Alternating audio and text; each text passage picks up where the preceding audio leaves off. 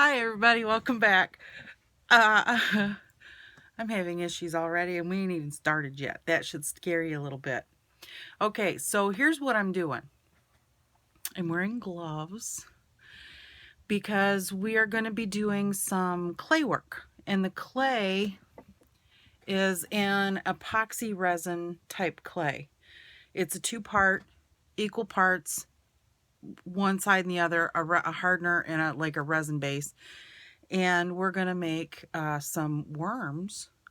I figure we'll have a worm crawling out of one of the doll's eye sockets.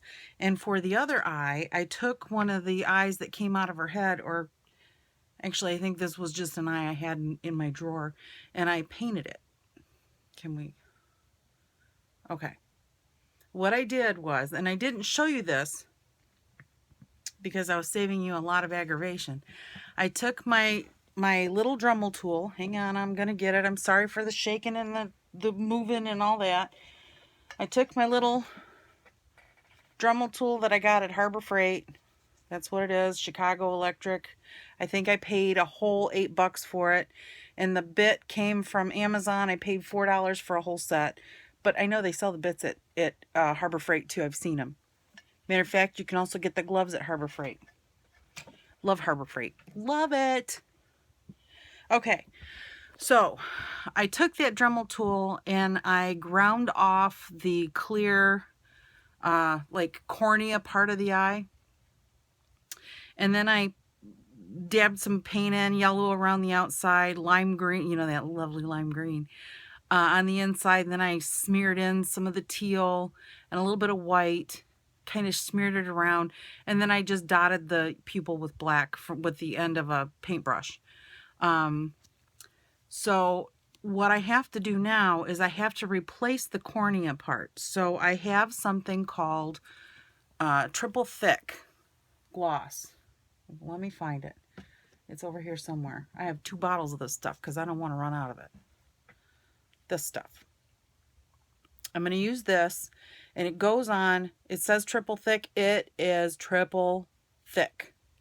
So I'm going to take a dotting tool and dip it in to the gloss, and I'm going to gloss that cornea back up. I'm going to try to give it a doming texture. So I'm going to set the camera down and I'm going to show you that. And then when that's done, we're going to mix, well, while that's drying, because that stuff does take a while to dry. While that's drying, we're going to mix up the clay and I'm going to show you how to do that. It's, so difficult. Get out your notepads and take notes because it's taking a ball from one color, taking a ball from the other, and mixing it together. Okay? All right. Here we go. All right. Now, my eyeball is right there. As you can see, you don't have to shake this stuff. Matter of fact, it's best if you don't shake it. And I got to find my biggest dotting tool, which, goodness gracious. I swear to you, I just had it. Though I guess this one I'll have to do. This is a dotting tool or an embossing tool, depending on what craft you're doing. If you're doing it with nails, it's a dotting tool. If you're using it on paper, it's either a dotting tool or an embossing tool. But either way, it makes dots. So I'm going to dip this into my triple thick and I'm going to kind of scoop some out. And I'm going to go right over this and drop a dollop. I don't have this perfectly level. Surprise, surprise. So I'm going to try to kind of scooch it over to the edge. Goodness. I'm telling you what, I am so blind. It's ridiculous. All right. Try to get it as close as I can to the edge and see if I can get it there. I'm just going to wipe this off on my paper towel. And I have a lighter, a barbecue grill lighter. This stuff has like little bitty micro bubbles in it. It wouldn't show up even if I tried to show you. So I'm just going to go boop, boop. Well, come on. Come on. All right. This didn't work for this. So what I'm going to do is I'm going to reach past you. Excuse me, please. I got a toothpick. And I'm going to try to pull that doggone bubble out. But you know what I did? I'll bet you can guess what I did. I heated the son of a gun up and the bubble is in it. And now it's got a crust over top. Well, fix that. Right like that. Okay, so I'll take what's left, scooch it over to the edge, make sure there's no bubbles in this, and I'm going to go back into the bottle and scoop a little bit more out, because I screwed the pooch on that idea. See, that's how you get bubbles out of resin. So I figured, of course it'll work. Oh, wow, did I really mistake the level of goop in this bottle. I just dunked half my utensil in it. Way to go. Telling you what, man. I'm a professional. All right. That looks like a good crown. And you know what else you figure?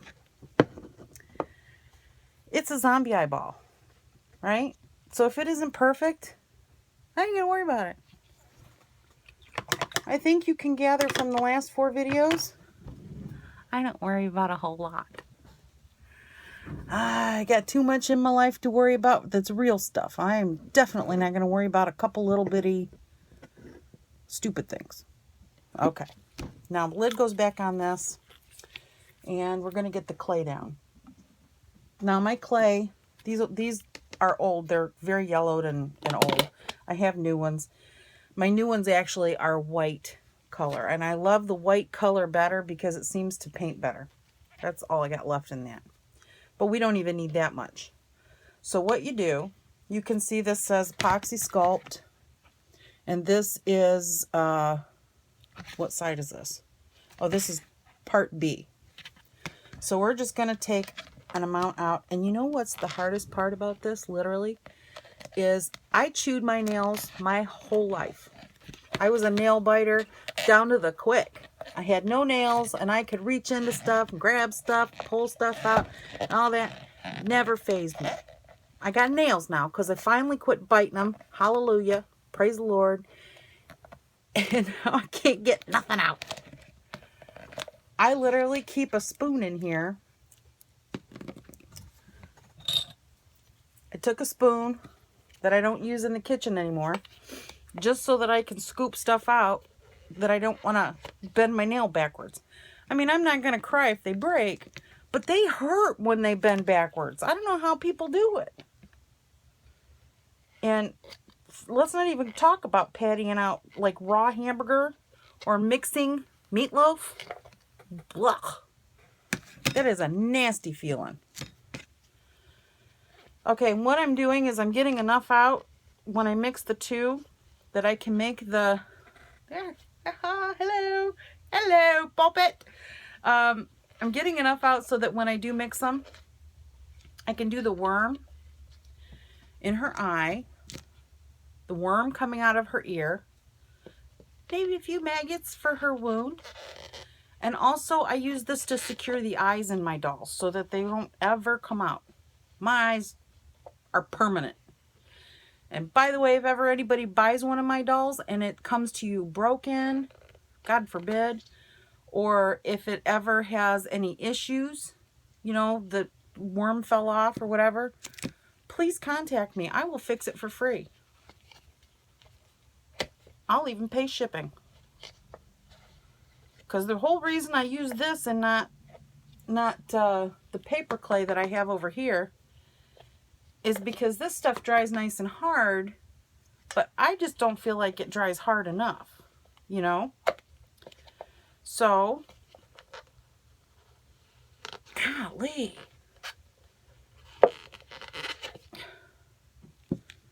I think this is going to be too much, to be honest with you.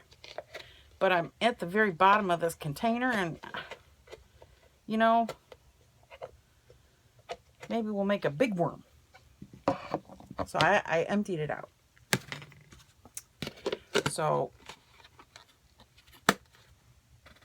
this says it comes in 12 vibrant colors. But really, the white is the best, I think, because you can always paint it. Okay, this, as you can see, is part A. It don't matter what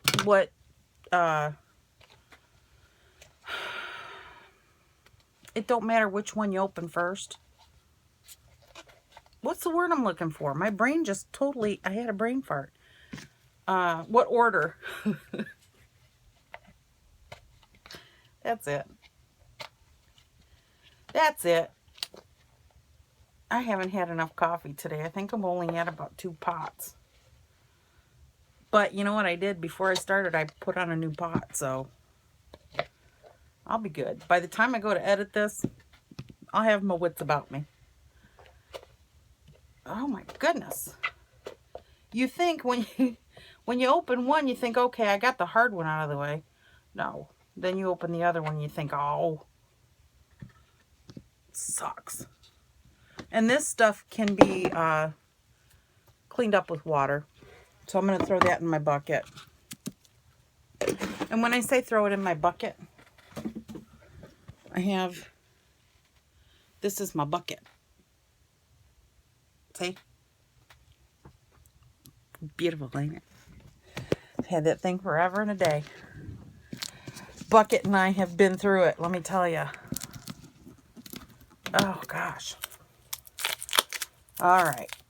And here's the fun part, because you got to knead this crap. It's got to be, you can see that there's 2 colors, a darker and a lighter gray. And it's hard. And I have arthritis in my hands. And this hurts. This is why I don't do polymer clay, because the arthritis in my hand, especially right in here, says, no, no, no. You could think you're going to do clay work, but you ain't going to do it, because I ain't going to let you. So, anyway, what was I saying? Crap. I can't remember. But after we do this, while I leave her to sit and dry, because this stuff does have to dry overnight. It takes, I think, 24 hours. I don't want to lie to you. Let me look. Let's see. It says, mix the knead together for 2 minutes until thoroughly combined and a uniform color is achieved. It always takes me longer than 2 minutes. I promise you that. Allow mixed product to rest 5 minutes for better handling. By the time I sculpt it, there's 5 minutes are up. Working time is 1 to 3 hours, though I think that's fudging it a little bit, because after about maybe half hour, 45 minutes, it really does start getting a little hard. Shape is desired, smooth or texture with a wet finger brush, Q-tip or sculpting tool. Self-hardens, you don't need to bake it. 24-hour full cure to a rock-hard semi-gloss finish. Yes. And they ain't lying. It is rock-hard. Golly.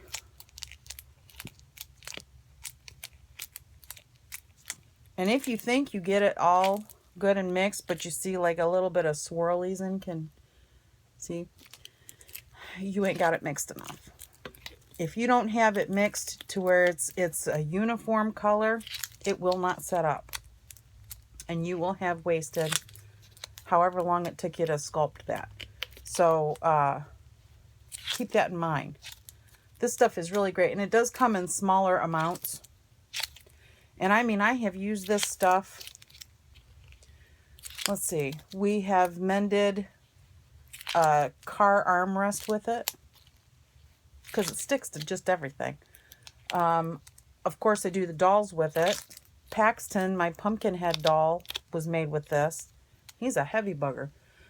I have, let's see, what else have I done with it? I fix a lot of stuff. If my husband says, oh, this is broken, I'm like, oh, either it's my epoxy clay or my E6000 glue. One of those two will fix whatever ails you. Maybe, maybe it's the fumes in the glue. That's what's doing it to me. Though I can't really say that because I didn't use glue last time, so I don't know. I'm trying to find an excuse. There is just none. Let's see. Oh, gosh. Isn't this riveting? I mean, this is just like the most intense thing. And then after I finish with the doll and put everything away, I'm going to do a resin pour. So somebody did say they wanted to hear the ghost stories. Dana, thank you for asking. I forgot to bring the proof in with me, and I wouldn't touch it with these icky hands anyway. But I will splice it in after. When I was born, a coal miner's daughter. I don't even believe I just did that. I know, don't quit my day job. Anyway, we lived in Detroit when I was born. And I was raised there for several years before we moved away. This was back in the early 70s when all of the riots and everything were happening and things were getting kind of scary. It was dangerous. And we moved out because our neighborhood had been... It was, my mom had to hire somebody to walk my sister to school because of her safety. You know, it was just bad. Dangerous. So they moved us out. But while we were living there, I mean, I was a baby. My mother was sick. She had something called multiple sclerosis. And we lived in one of those old houses that a lot of... urban areas have. The big old houses that have a bottom flat for one family and a second flat on the top of it for another family. Two-family flat. We lived in the upstairs, and my Aunt Carol, my mother's sister, and her husband and my cousin lived on the bottom. Now this house was, there was a basement, my Aunt Carol's floor, our floor, and then an attic. And it was beautiful. Hardwood floors. I mean, it was just beautiful. Well, my mom started hearing things. And like late at night, she would hear things like furniture moving around. And she would wake my dad up and she would tell him, honey, somebody's stealing our stuff. And he'd tell her, oh, you're imagining things, go back to bed. Well, this went on for many nights, and one night she heard a lot of moving around. And I mean, we had hardwood floors. Keep that in mind. And it was the furniture back in the day when everything had wooden legs on it. You know, the legs were not upholstered, and they weren't on rugs. So Mom heard that stuff across the floor. She made my dad get up.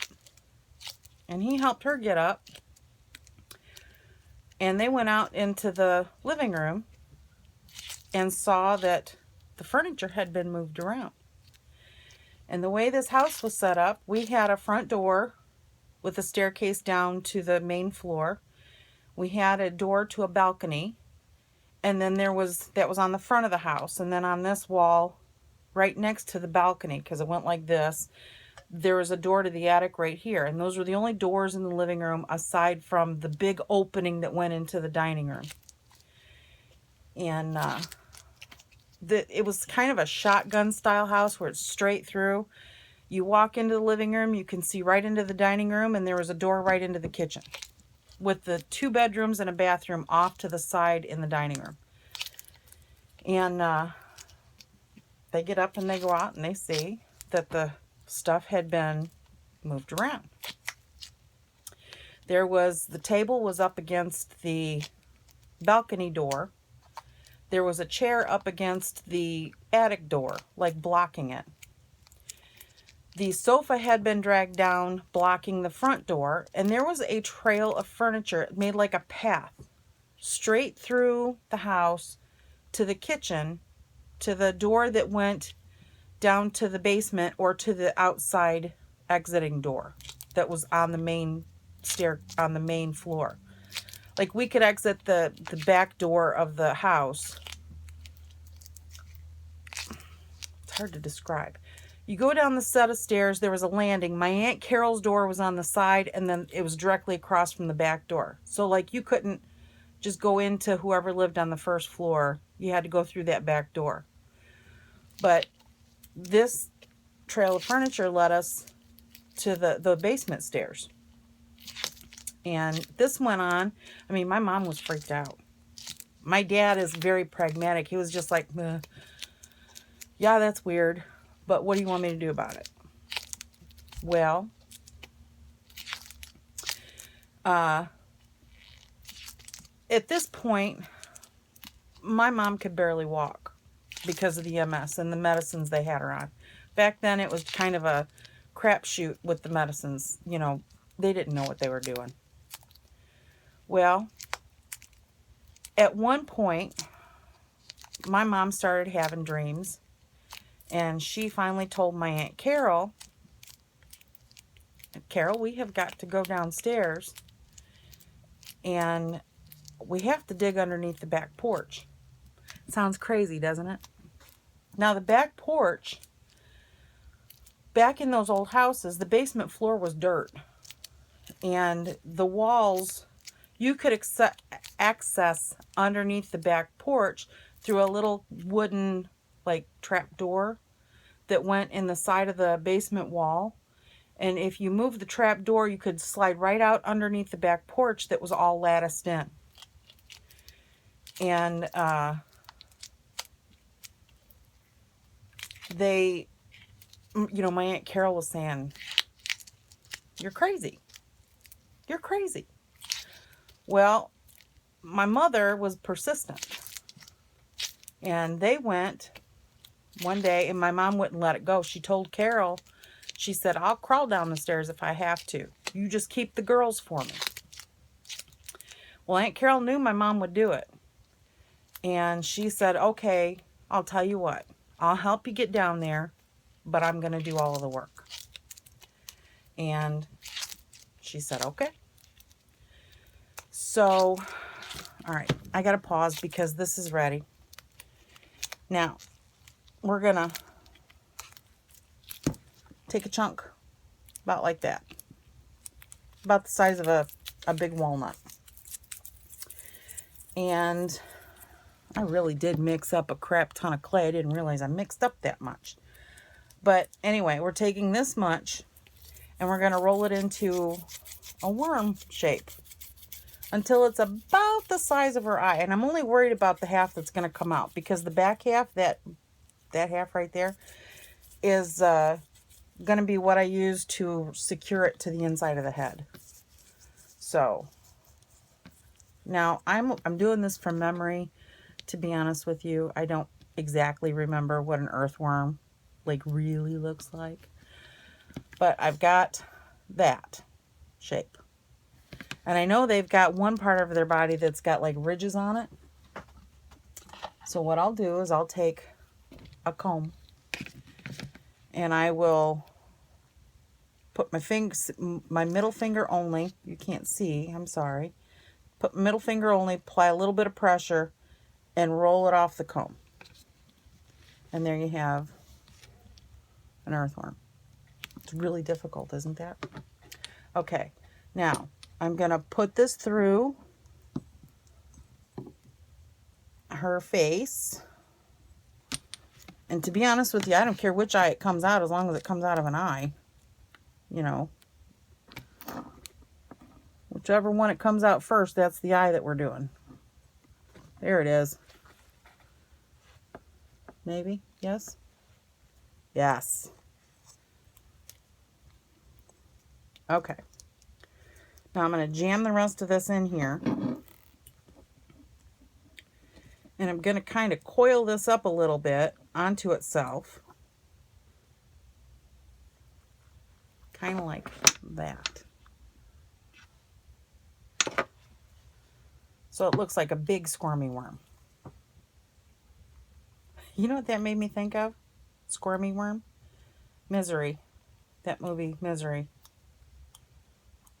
I love Kathy Bates. Of course, I love Stephen King. All right, now, this eyeball is not dry, so I am going to have to make the other worm. I'll stick it in the air. I took a smaller ball this time. This is even too big. I just want a little one. So we got a little one.